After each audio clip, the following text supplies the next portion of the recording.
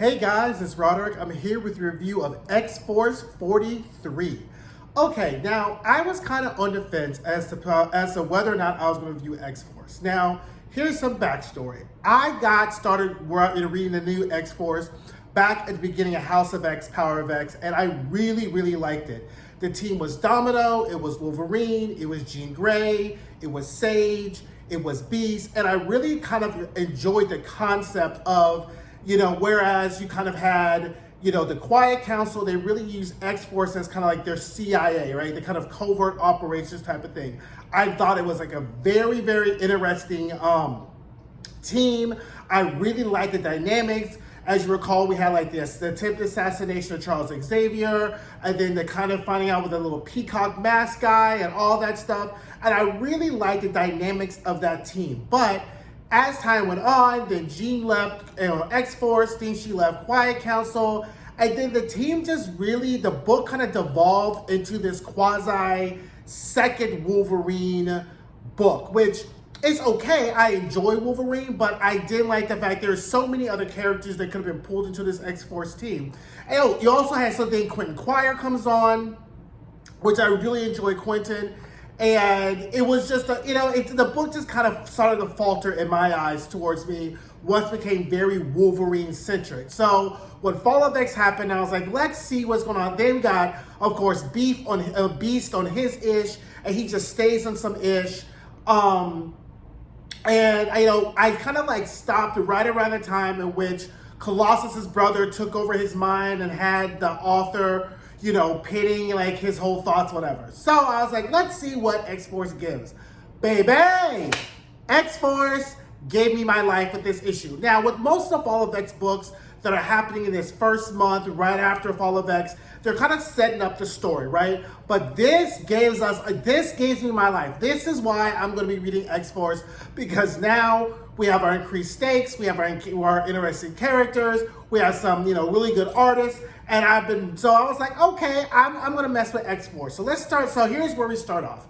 So we start off with Peter, Colossus, looking into his mirror, trying to figure out what's going on, right? So based upon the kind of exposition, we get the idea that Peter at some point has told Domino that he's not really feeling right, and because the author is controlling his thoughts. So Mikal, his brother, is seeing everything that Peter's going. That means Peter's sitting on the Quiet Council. Everything that's been going on, his brother knows, and is pretty much using him as a puppet, right? So he gets this sense, he tells Domino. So Sage is now leading X-Force, and this is her occurring right before the whole Hellfire Gala is going to go. So X-Force is running security for the Hellfire Gala. Now, if you remember previous Hellfire Galas, X-Force was on site. They were checking people's flowers, they were checking people, scanning people, whatever. So they decided, based upon whatever reason,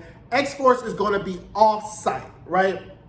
The X-Force is not going to be on site. They'll be off-site, and if something happens, you have Black Tom underwater kind of managing all the kind of biotechnical plant things that are going on in X-Force. So they're decided they're going to be off-site.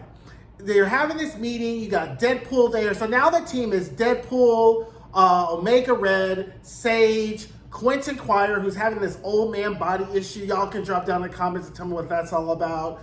Sage and Colossus and Laura Wolverine X, right?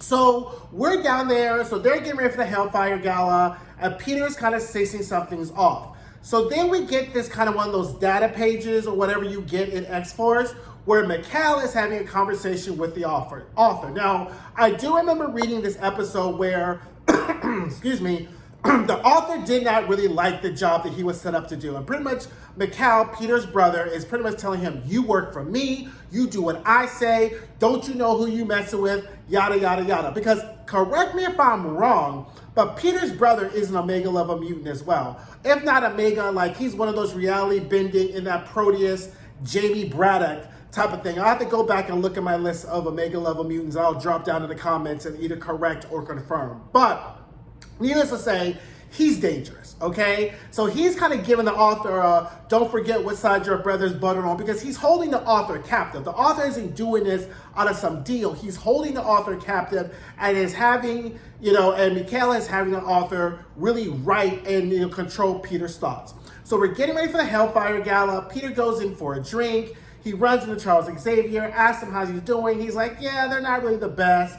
And Charles is like, you know what? You've always had a steady hand. So that, what we talk about is what we call subtext, okay? So that's the subtext, because Peter's hand is anything but steady. So we're in this meeting and Peter decides to leave, and Domino's like, okay, let me go check this out. So he goes to he has his farm on the Savage Land where they, harvest flowers. He has his cabin. Domino goes, checks his flowers out, checks this out, finds out that Kayla is on his mind, and she pretty much figures out that Mikhail is controlling him, right?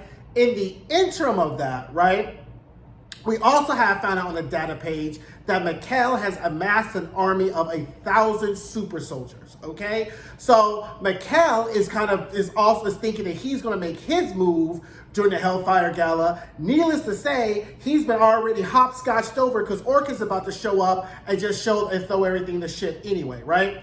So Peter's there. He's like coming back. Domino's like, okay, she digs up Kayla's body, right? I forgot how Kayla died. She's in the ground. She comes back as Peter, and then all of a sudden we have the attack at the Hellfire Gala that we saw in the Hellfire Gala issue #1. So now everyone's like, whoa, let's go, let's jump on this, let's go. And then Peter's like, no, we'll stay out of it. There are other people better qualified to do this. And we're like, what? Like, this is our job. This is what we're supposed to do. We're supposed to jump. And then Laura's like, I'm not staying here. I'm not listening to Peter no more. And Peter's like, okay, let's go through this gate. This will take us right to the battle. Sage is like, Peter has been compromised.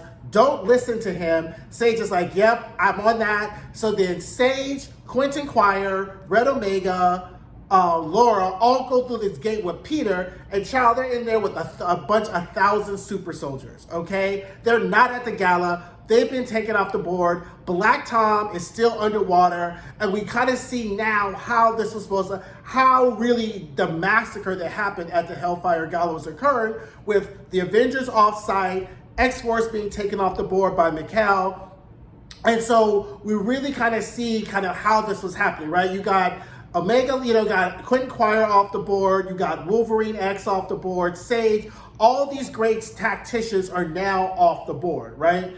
So that's how come the Hellfire Gala was able to be such a disaster as it was, because the author really allowed Peter to take them off the board, and they weren't really there to do something, right? But now at least Domino now knows the truth about Peter, and we now have ourselves a setup for a very, very, very interesting story, right? Because again, not a whole lot happened in this issue, but this was enough to say, you know what? I'm willing to see where this story goes, right? Because again, these are all the books that are happening all right after the Hellfire Gala, or from 3 moments before. And so they're really kind of setting up where they're going to go during this whole Fall of X thing. And I have to say, I liked it.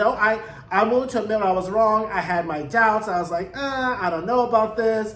But X-Force sold me, right? X-Force sold me. I thought it was good. I think it's interesting. You have Deadpool on X-Force, and now you also have him on Uncanny Avengers 2. We're going to see how that goes, whether or not they're going to keep that continuity straight. But again, I can't really complain about this book. Like this kind of reminds me of the old X-Force when Hickman first started, the kind of House of X, Powers X, kind of in the mix running. I like it when it was more with them doing the CIA operations and not kind of delving into these characters.